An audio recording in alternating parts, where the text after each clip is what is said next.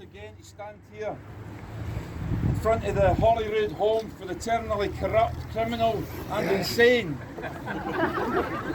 It's now been over a year since the UK and the Scottish governments inflicted these completely unnecessary, unjust, unreasonable and totally inhuman as they are devastating restrictions upon us all.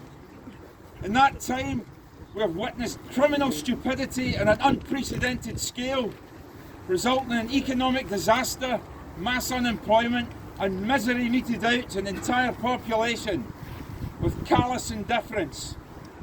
Once again, I have to point out that Sturgeon and Johnson, the unfunniest comedy duo since Little and Large, continue their peeing contest to see who can do the most damage to their respective constituents. But once again, I have the misfortune to announce that wee sister takes both the laurel and the crown. Congratulations, Nicola. Anything Boris can do, you can do 10 times worse. Yeah, let's hear it for wee sister.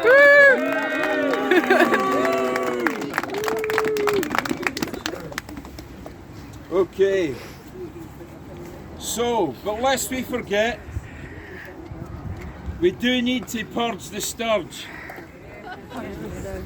But we forget that the threat to life and liberty from Sturgeon's notional party won't go away just because we cut off the head of the snake.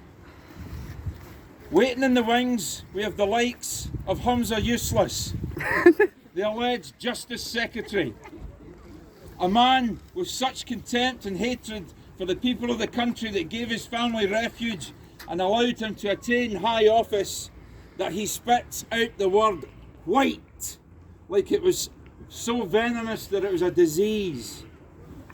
Well, let me tell you something about white privilege, Humza. My parents weren't wealthy enough to send me to Hutchie Grammar School, and that's the same for everybody that's gathered here today. So don't you dare try to tell me about privilege.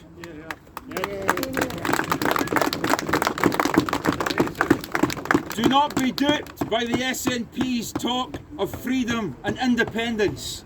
They don't know the meaning of either. Make no mistake, their proposed second referendum has nothing to do with Scottish independence and everything to do with a second Brexit referendum. Nicola Sturgeon, what are the EU paying you to betray your own country? Yes! What cushy number have you and your Quisling traitor confederates been promised? By the lucrative retirement home for political failures that is the European Commission. I say these things to remind you that our freedom and individual rights and liberties were under threat before this panicdemic. COVID is merely the gift that keeps on giving to the authoritarian slime that infests that building. Hitler, Stalin and Mao could only dream of the powers that they have and the technology they have to oppress us. They try to tell us that they care about people, but what care do they have for the suffering they inflict on the people with their crass foolishness and cowardice? They tell us that lives are more important than the economy. Well, what they mean is that their lives are more important than the economy. The economy is lives. It's jobs, it's families, it's the supply chain. It's a health service that will be bankrupt by the coming financial debacle. The economy was in ruins, aided and abetted by the stupidity of Sturgeon and Co. before COVID. Now we're headed for the greatest financial crash since 1929, and our government fiddles while the country burns. We need to end this lockdown madness now. Yes!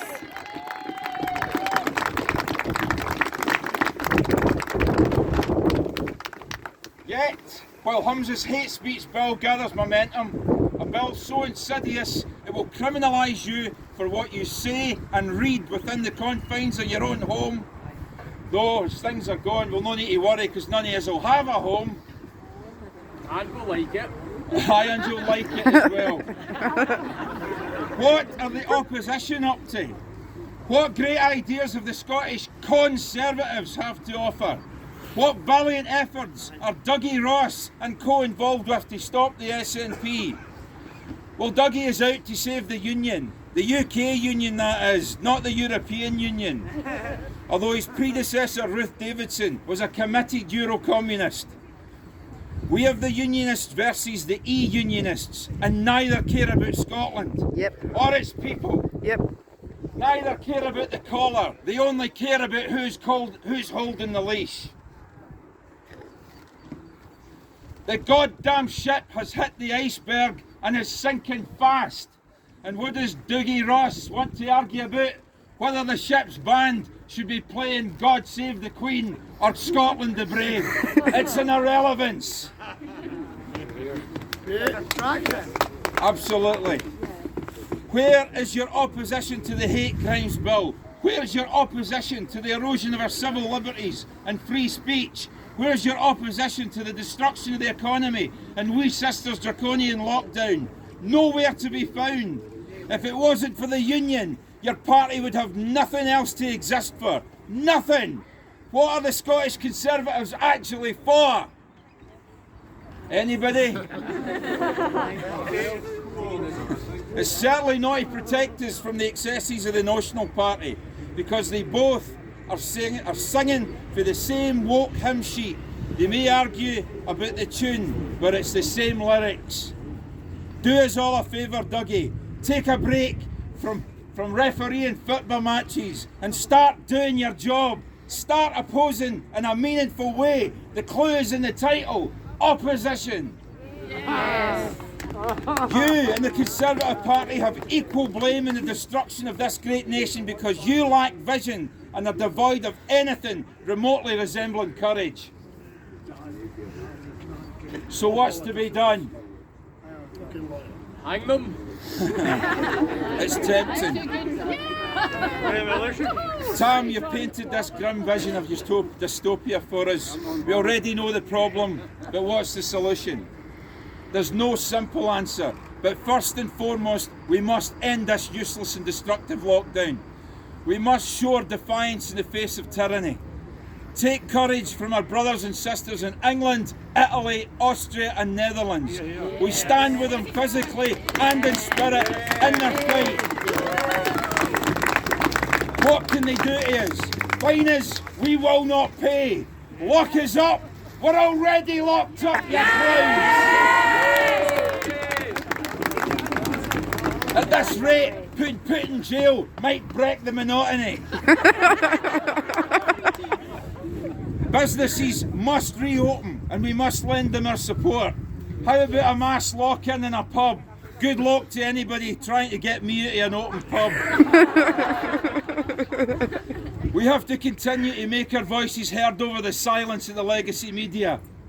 Nicola Sturgeon, Boris Johnson, let the people go! We must resist mandatory vaccinations as a violation of individual rights. My body, my choice.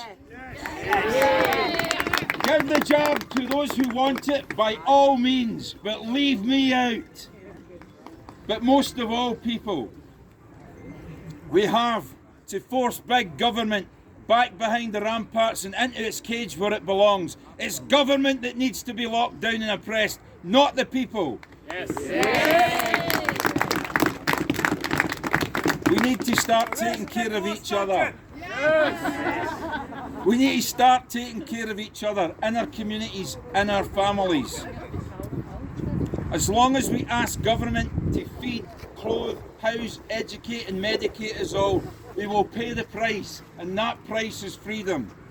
We're like teenagers who demand that our parents don't tell us how to live our lives, but then we put out our hand and ask for £100 for trainers. If you take the man's money, you'll take his rules. If you make the state your God, that God will demand that you stay on your knees and worship it. It's time to say no. No, no, Sturgeon and Johnson, let the people go. Thanks very much. I've been Tam Laird, I'm from the Scottish Libertarian Party. If you thought I was a dick, our name's been Owen Jones. Thanks very